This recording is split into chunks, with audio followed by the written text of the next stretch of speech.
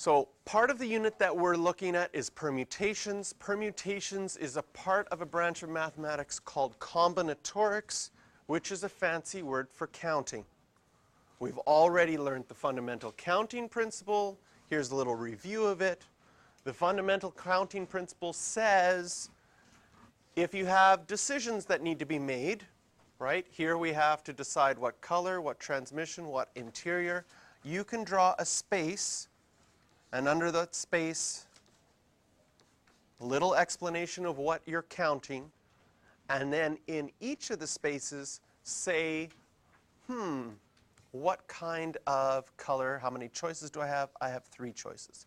2 choices for transmissions, 2 choices for interior. Multiply them all together, and you would have 12 different ways that your car could be built. So that's just a quick review of something that we've done already. Now, some of the questions that we've had in our textbook so far have dealt with this, but now I want to make the distinction between questions that have repetition and questions that do not have repetition. So we're making 3-digit numbers using the numbers 1 through 7. Okay?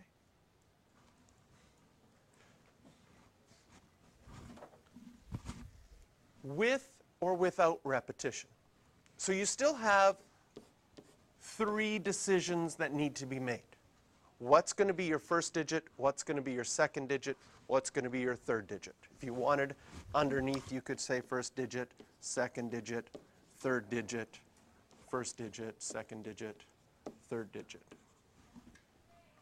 How many choices do we have for our first digit? Well, whether you're repeating or not, you have 7 choices for your first digit. If you weren't allowed to repeat, how many choices do you have for your second digit? 6. If you were allowed to repeat, you would still have 7 choices. And then 5, and this one would stay 7. So we've learned that this first one is the same as 7p3, which we'll get in these notes again as well. But with repetition, it would just be 7 times 7 times 7, 343 total ways.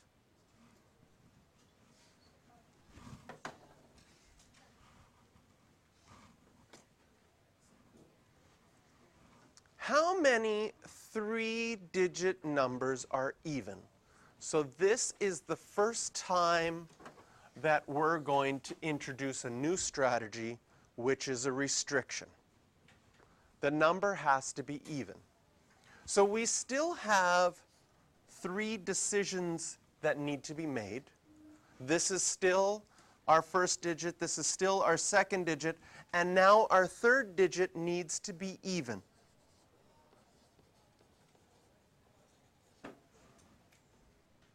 So again, I'm just underneath explaining what's happening.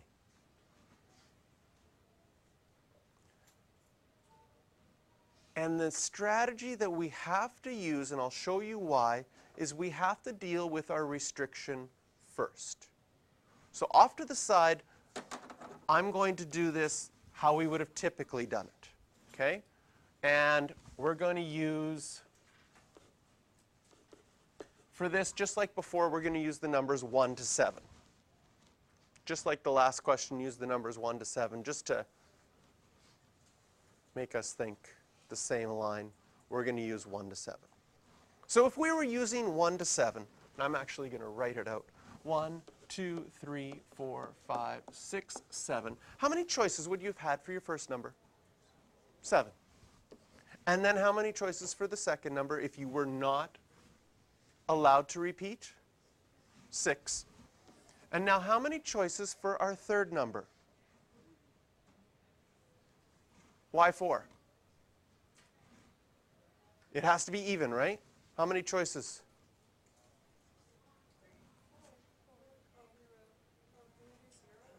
Well, you're only using the numbers 1 to 7. There's only 3 choices. Okay? So this is the typical wrong answer. Why is this a wrong answer? What does this 7 mean? That means I could pick any number. What's an example of a number I could pick? 3. What's another example of a number I could pick? 2, right? Let's say you pick 2. What happens if you pick 2? How many choices do you have for the last number? You have 2. But if I didn't pick 2, I might have 3. And I have a problem with my last idea. Do we see the logical problem that we're running into? If I choose any of the 7, I might have chosen an even number already. But I might not have. I don't know. I could have chosen 2. I could have chosen 4. I could have chosen 3.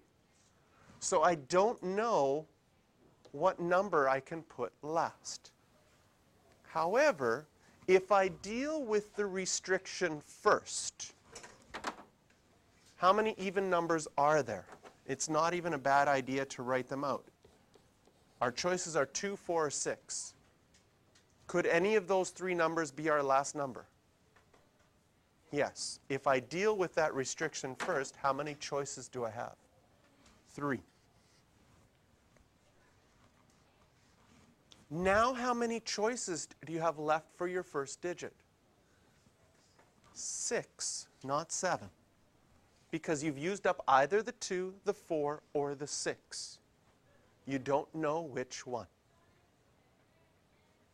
After that, how many choices do you have left? 5. Multiply this out for 90 ways in total. And what makes this strategy difficult for your mind to comprehend is you're making your last digit first. You're choosing your last digit first. But anytime you have a restriction, you have to deal with your restriction first. Otherwise, as we saw with the red X here, you run into a problem where you don't know what number you could put here. In some cases, it's a 3, because you could have chosen 2 odd numbers to begin with. In some cases, it's a 2, because you could have chosen 1 even and 1 odd. And in some cases, it would be only 1 number left because you chose 2 even ones to begin with. So whenever we have a restriction, we have to deal with that restriction first. So question number 4, we're also going to use 1 to 7. How many 3-digit numbers are odd? So again, do we have a restriction? Okay. So once you have your answer to this one, so I'd like you to figure out this answer, I want you to see how you could do this in a different way using examples 2 and example 3 to get your answer. I'm pretty sure everybody did this first, right? 3 spaces. You said this is odd, which is 1, 3, 5, or 7, right? And said I deal with that first, 4 choices. Now how many choices do I have left for my first number? 6 left. And my second number, 5 left. You're able to get 120. Can anyone see how we could use example 2 and example 3 to get that same answer in a different way?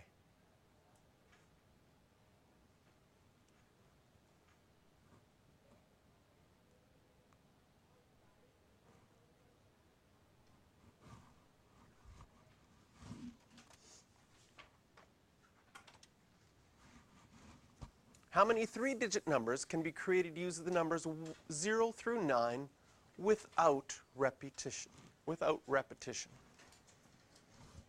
So again, try it first. Take out a pencil.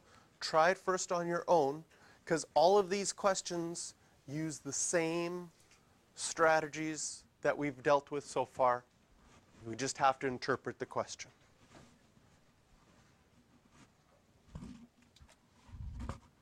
It's a 3-digit number, so our decisions means that we have 3 spaces. Are there any restrictions? Okay. Is this a 3-digit number? 92. No. It's a 2-digit number. So there is a restriction on the first one, that our first number cannot be 0. How many choices of numbers do you have for your first one then? 9. The numbers 1 through 9. Then you're not allowed to repeat. So how many choices do we have for our second number? 9. Why is it still 9? Because now you can add 0. How many choices do we have for our third number? 8. For 648 in total.